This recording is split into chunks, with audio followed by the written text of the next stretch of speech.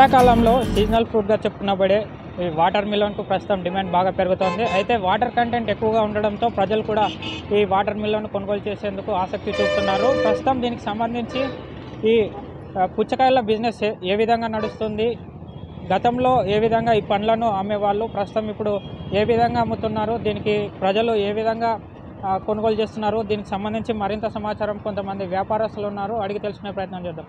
అన్న చెప్పండి అన్న, గతంలో మీ పుచ్చకాయల బిజినెస్ ఏ విధంగా ఉండేది, ప్రస్తుతం ఏ విధంగా ఉంది, మీరు ఎన్నేళ్ళ నుంచి ఈ వ్యాపారం చేస్తారు? మేము 20 సంవత్సరాల నుంచి వ్యాపారం చేస్తాం.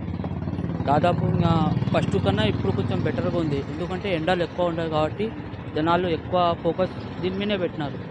లేకుంటే మామూలుగా ఇంత లేకుండా బిజినెస్ ఇప్పుడు పర్వాలేదు, దేవుడి దయ వల్ల బాగానే జరుగుతుంది.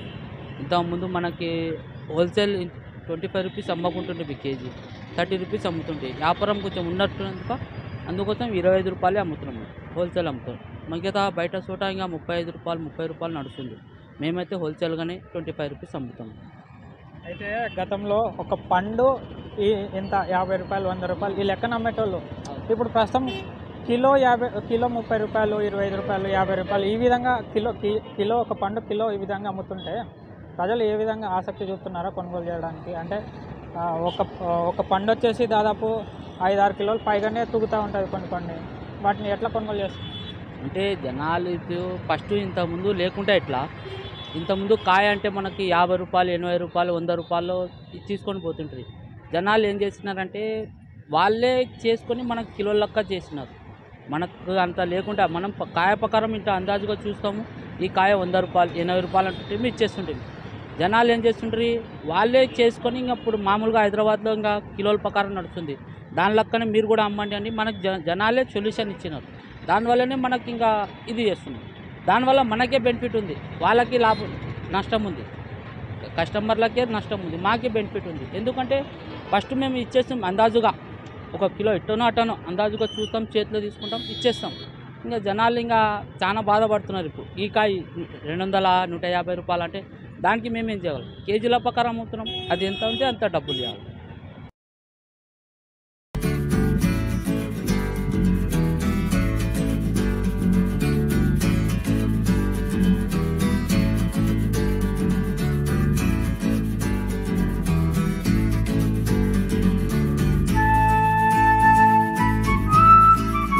బాబుగౌడ్, పుచ్చకాయ, కలింగిరి పండు, వాటర్ మిలన్ ఒక్కొక్కరు ఒక స్టైల్లో ఒక పేరుగా పిలుస్తారు.